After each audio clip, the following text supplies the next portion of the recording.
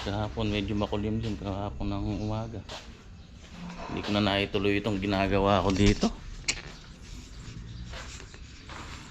Kahapon kasi medyo maambon-ambon kaya hindi na rin ako nagtrabaho. Nakakakuluma kasi may storbo lang tayo. Ayan, ganyan pa rin. Backboard. Daan na yata ng pusa.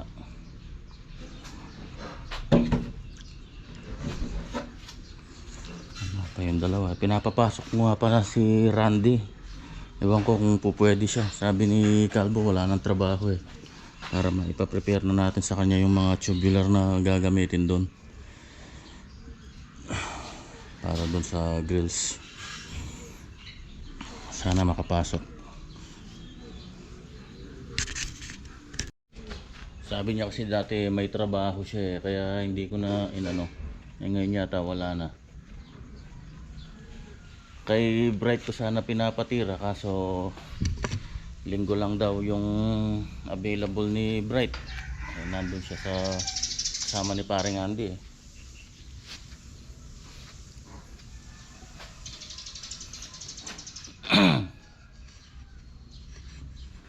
So tingnan natin kung pwede si Randy.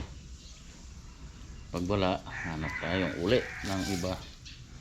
Hindi ko na rin kasi maasikaso din yung pag-welding dahil maraming naasikasuhin. Kaya update tayo. Ayan, nasaraduhan na itong dalawang ano dito. Ayan, yung dalawang span. Bali ito na lang natitira niyan. Ayan, konti na lang. Tapos ito na, forma ko na rin isang poste dito. Bukas ililipat na lang. Pagkatanggal lipat dito sa kabila. Ayan, tapos yung plaster natin tapos na. Kinakanto na lang ni Tata rin eh, yung ano, yung taas. Tapos yung sukalo dito, yun na lang ang pinifinish niya dito sa may harapan.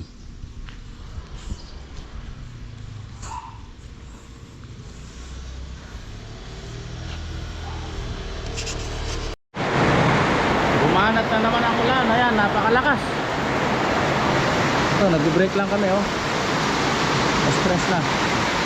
Grabe, paano natin mapapatuyo yan?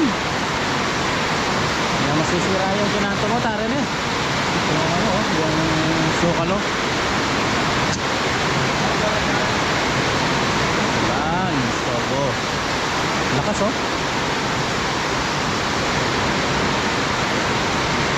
Kape tayo, kape.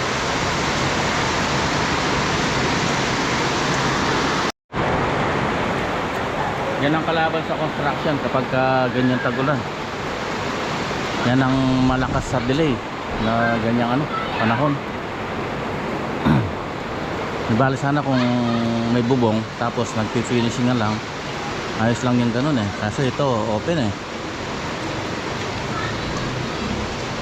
Ang lakas makapagpa-delay ng ulan na yan.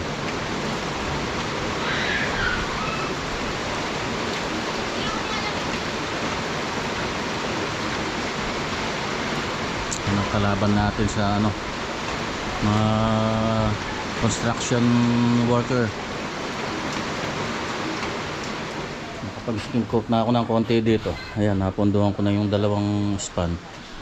Tapos yung mga pinagbutasan ng flexi hose. Ayan, tsaka yung dito sa may gripo. Parang medyo nababawas-bawasan. Wala, umulan eh. Kaya ang ganap ng magagawa.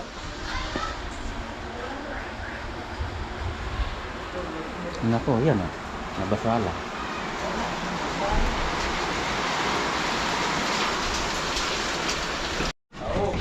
Oh. Oh. Okay. Hindi na kami nakapagtrabaho ng maayos. Gawa ng ulan na yan. Ano na. 4:10 na rin. Pauwi na kami. Yan, napondohan ko ito. Yan o. Bali, isang mano pa yan. Yan si Gabo, tinira niya yung ano, ceiling.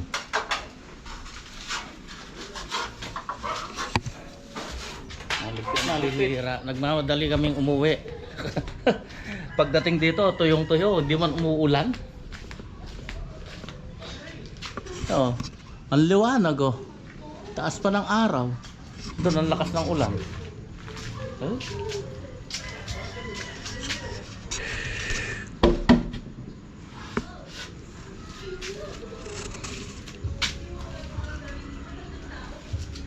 Tuloy natin to. Maaga pa. Okay, sa wakas, dumating na yung ating parcel. Unboxing. Junior Mangyo Patrol 3-in-1. I-unbox natin. Tagal ko nang pangarap ito eh. Ngayon lang ako nakabili. Nasa Saudi pa ako. Gusto kong bumili nito eh. Ano siya? Bali 3-in-1. Tsaka full set na to. May kasama na siyang scope.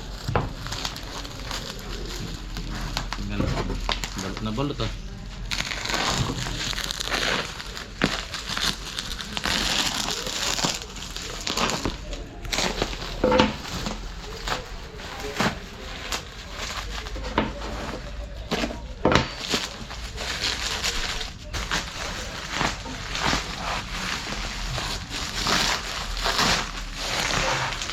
Ganda yung pagkakapak niya, talagang safe na safe kahit bumagsak.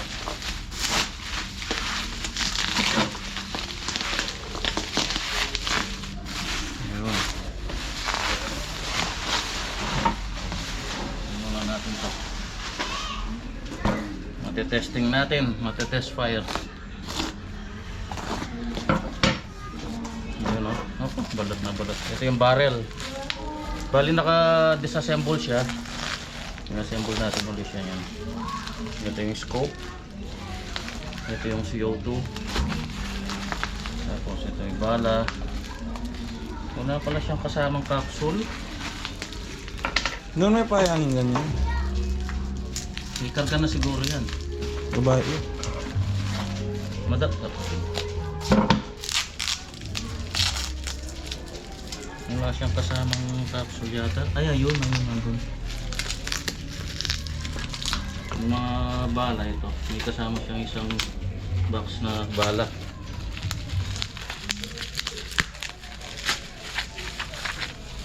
Yung bala. Round head. Rounded.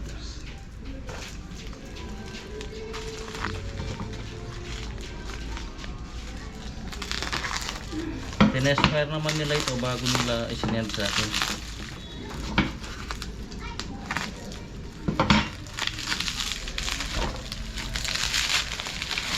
Ito yung kanyang scope. Ang ganda.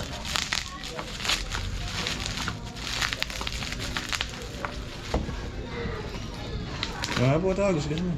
Sugat na. Scope. Yan pa muna.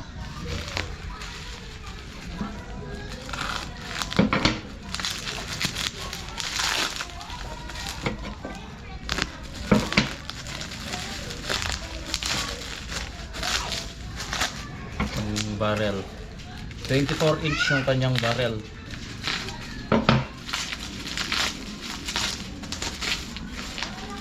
Ang ganda. Magkanya? Presyo nito 18,000. Full set na siya. Ito yung kanyang barrel oh.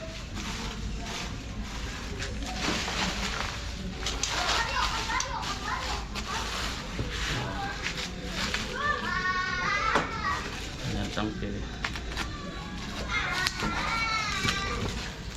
Yung tank. Yung ko lang to, hindi siya PCP o yung pneumatic. Ito. Hindi naman. Ito yung pinaka mango niya.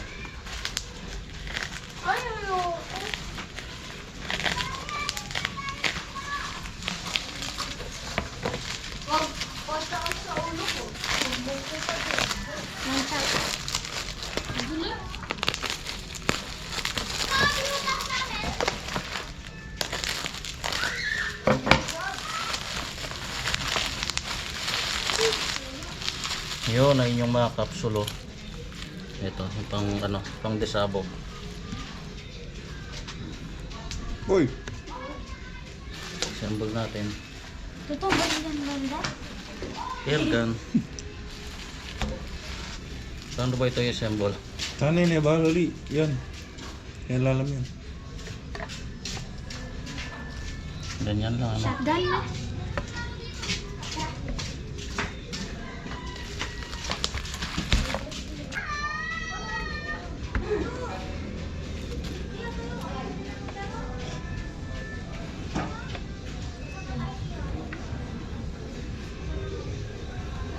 Ganun lang ba siya?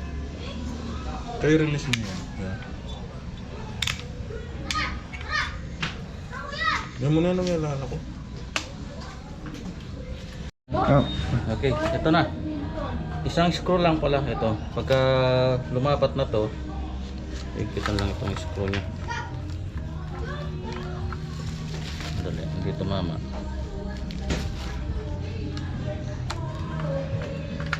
Yun.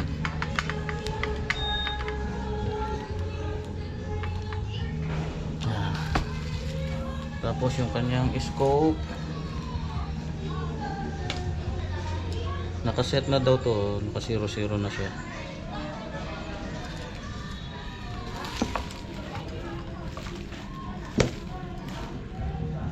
Ano lang siya, Allen. Nasaan yung Allen?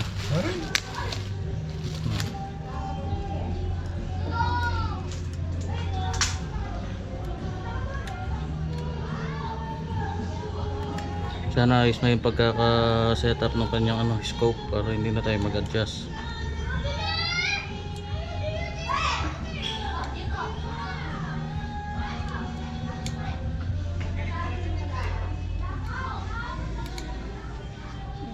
Yan. Test fire natin. Saan yung bala?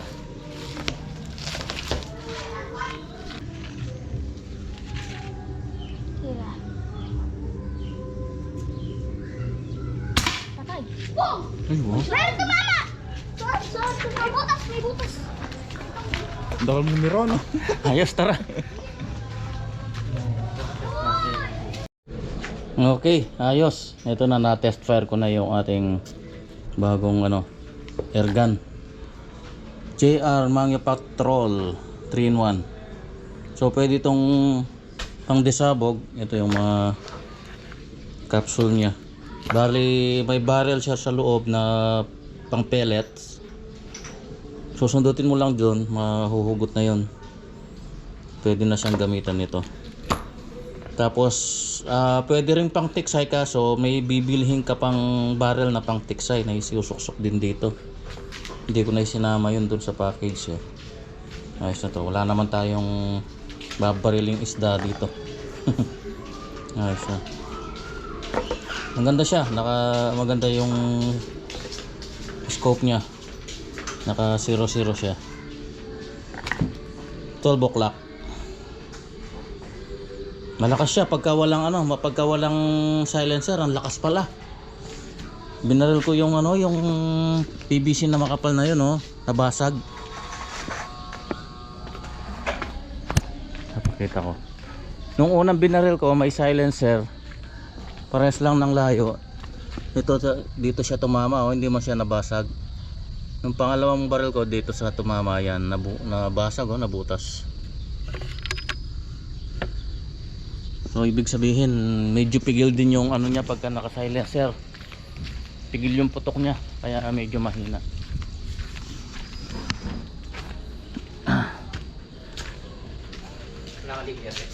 Ha? Okay, nabuo ko na itong ano, closet na maliit. Bali pito na lang yan tsaka yung mga shelves niya. Bukas mabubuo na talaga. Nautay-tay. Nautay-utay. Good morning. Yung mga nadali na inahin at saka ano, namatay din. Ayan, oh. Kahapon yung tandang namatay, pinoon na lang din namin. Ngayon yung isang inahin na may sisiw, Hindi rin sila nakasurvive. Grabe.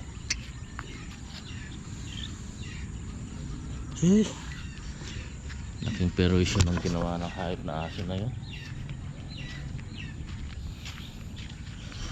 Yung nakakasama ng loob, yung ginagastosan mo sa pagkain, tapos iperwisyoin ka lang ng ganyan. Sige nga.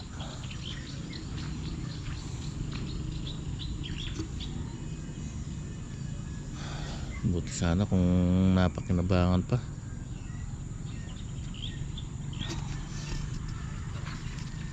Na nakailan siya niyan, 2 inahin, isang tandang yung naglalahi, tsaka 5 mga katayin.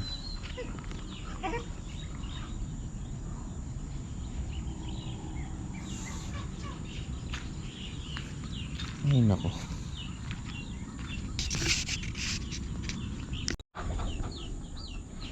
Buti ito kahit paika-ika medyo malakas pa rin. Yun o. Kawawa yun yung yung sisiw nung namatay na yun. Saan na kaya? Nag-iinit na naman ang ulo ko sa mga hayop na aso na yan.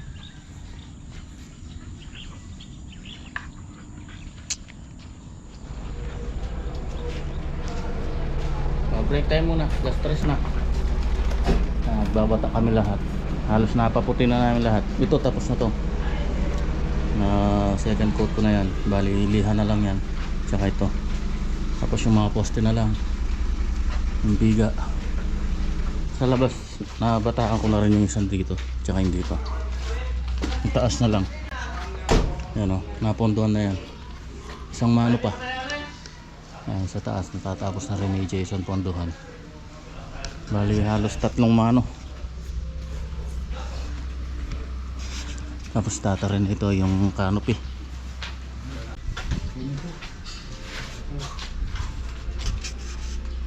Oh, break time. Oh, hapon na may pandesal pa.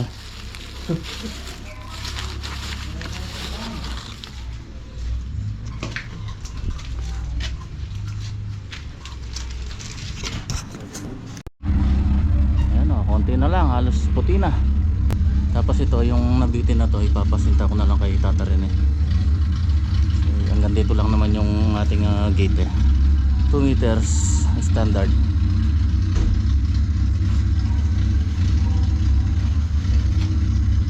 Puti na. Tapos yung final color nga pala nito, light beige, sabi ni Madam. Light lang, ang magandang color kasi ngayon mga light color lang. Hindi nag-aano kasi yung mga dark na ganyan, no? Yung mga blue, yung mga tawag dito, yung terracotta yan, no? Madalang na ganyan. Noon nauso yung terracotta na yan. Mga dark color. Ngayon wala na. Hindi na uso ngayon yung ganyang kulay. Uso ngayon mga light na lang, light gray, light beige, white. Yan. Tapos yung iba nagtutu-tone sa baba, dinadark lang ng konti. Yan, halimbawa ito hanggang sa pasamano, ito dark yan. Two-tone para may konting design. Pero syempre sa ceiling pure white lang tayo dyan, plain white.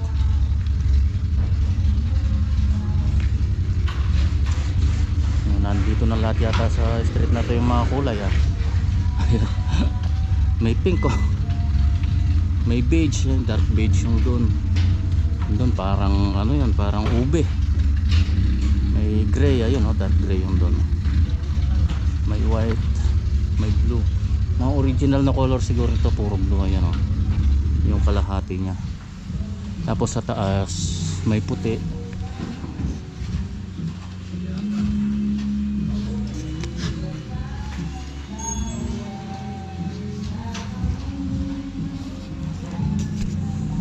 Malaban din ako Pagdating kanina umaga, tinanggal ko na yung poste. Ayun, nailipat na dito, nabuhusan na rin.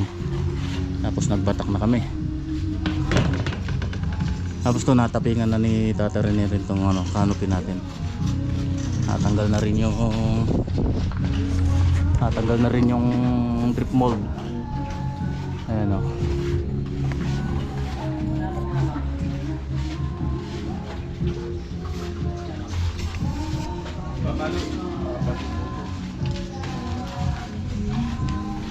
Ang cute tingnan pag natapos to, ang ganda. Promise. Cute siya, cute. Cute yung mga nakatira eh. Sarado na ni Tata rin na yung ano. Pinasintadahan ko na lang yung hindi nabusan na yan. Total yung gate natin hanggang dito lang naman sa may 2 meters yun eh.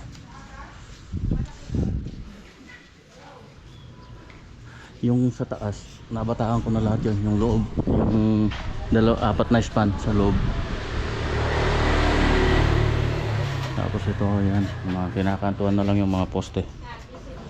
Yung beam. Medyo matrabaho ito sa batakan. Ito, hilamos na lang to.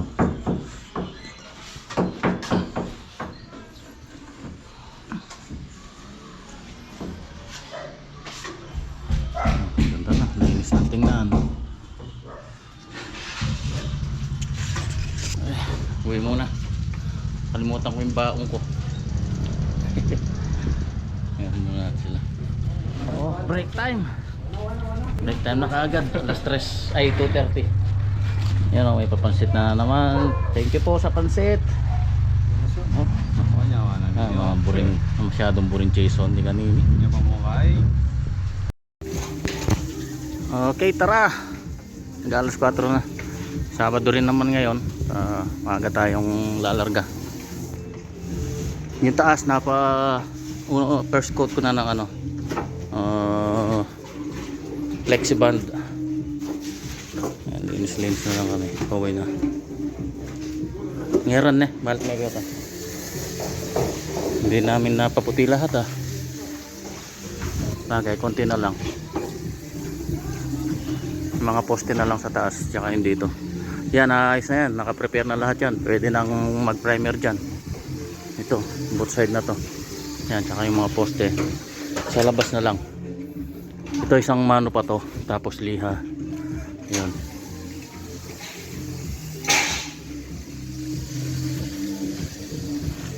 Yan, by Monday siguro mag-assemble na kami ng mga grills. Tingnan ko kung makakapasok si Randy. Si Randy na lang ang kukunin ko welder.